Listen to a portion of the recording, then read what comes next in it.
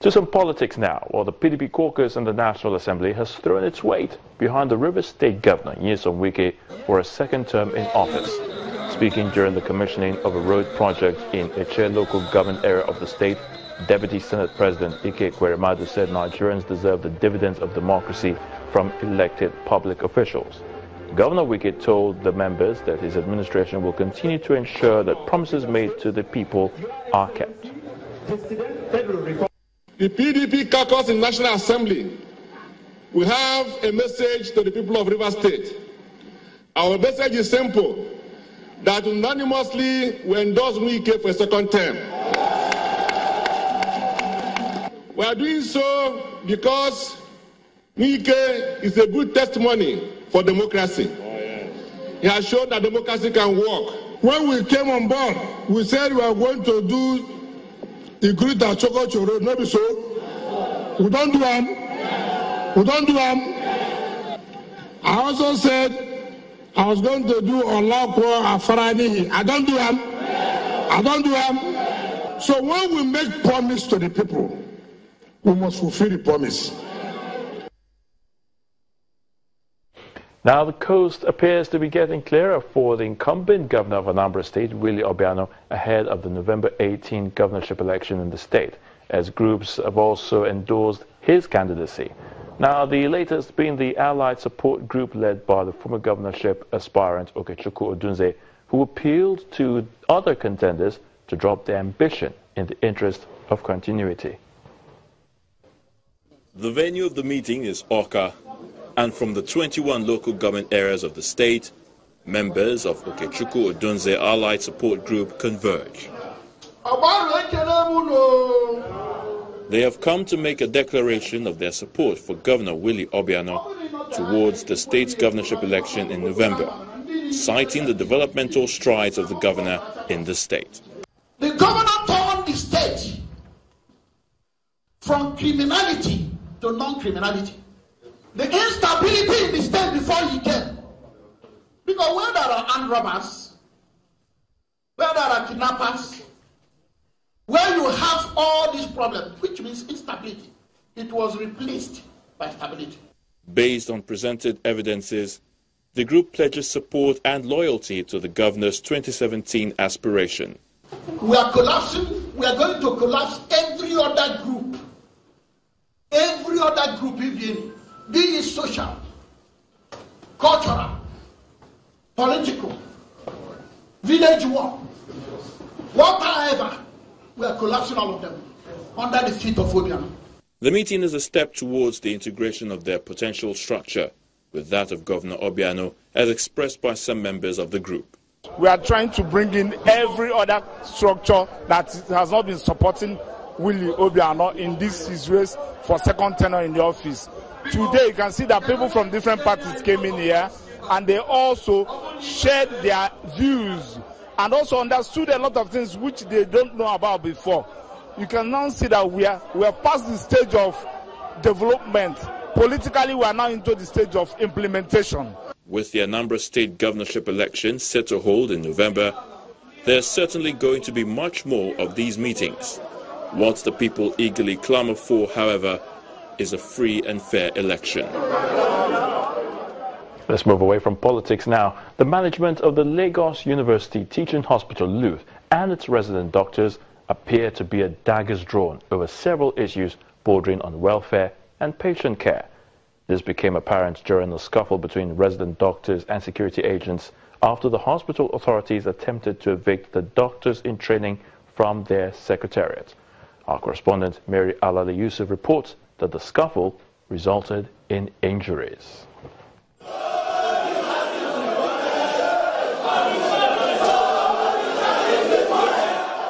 Pandemonium on the marble floor of the Lagos University Teaching Hospital. Resident doctors are angry with authorities of the hospital for what they call an attempt to unlawfully evict them from their secretariat. Came at 2 a.m. on Tuesday morning to lock this place. At 2 a.m. Wednesday morning, they came with a lorry load of policemen once again to invade this place. We continue to maintain that peace is a two-way thing. we are not the ones responsible for the breakdown of law and order on the marble floor today. Rather, security operatives who came to wound doctors, some of our doctors are already bleeding, they should take full responsibility. The CMD and the CMAC, who authorized the CSO to brutalize doctors, should take absolute responsibility for the regrettable incident that has happened today. A scuffle between security agents and some of the doctors results in cuts and bruises sustained on either side. Go to the ICU, we lost a colleague. The ICU don't ventilate us, it was my unit. It doesn't work. We are tired. Looks doesn't work. So why all this? Why would you victimize people? Why would you want to do this? Then you bring policemen with guns at male and female doctors. Stepping into the fray, the chairman of the Medical Advisory Committee reads the Riot Act. You do not picket a hospital. This is an essential service place. And concerning the secretariat here, the management has recovered it from the ARD. And they were given 6 months notice, 1 week reminder, and it was recovered yesterday. And we do not think that there's any problem wrong with that. The tension here on the marble floor, which leads to what the resident doctors have always known as the secretariat, is palpable. While the hospital management is cautioning all those who call themselves law-abiding doctors to return to their posts, the resident doctors have promised to occupy their secretariat.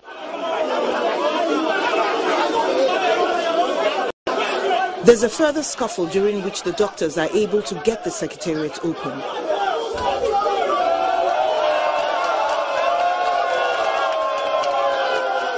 Later, the management states its case. LUTH has not been on strike for 9 months, which is a record. In the last 3-4 years, we've never had it that good. They are not happy with that. One of their members has been very, very unruly, and he has been facing sanctions by his trainers, which are the consultants and the doctors in the hospital. But he feels that by creating chaos and havoc, that he can turn their hands to present him for an exam.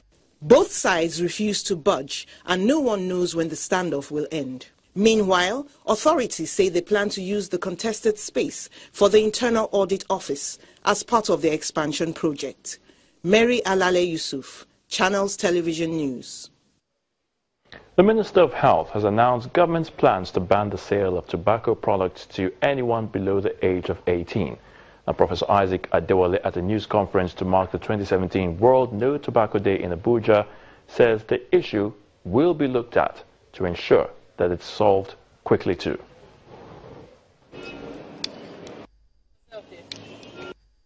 The 31st day of May every year is set aside by the World Health Organization to create awareness on the dangers of tobacco usage. Globally, the WHO says over 600 million people die annually from the use of tobacco, and that over 80% of these deaths are from the low and medium income earning nations like Nigeria. Hence, both the WHO and members of the civil society organization are calling for legislation to control its usage. WHO supports member states to include tobacco control in their national policies to make sure that the use of tobacco is deterred. The revenue generated, for example, if there is a tax increase against tobacco, then that could be also used to advance universal health coverage.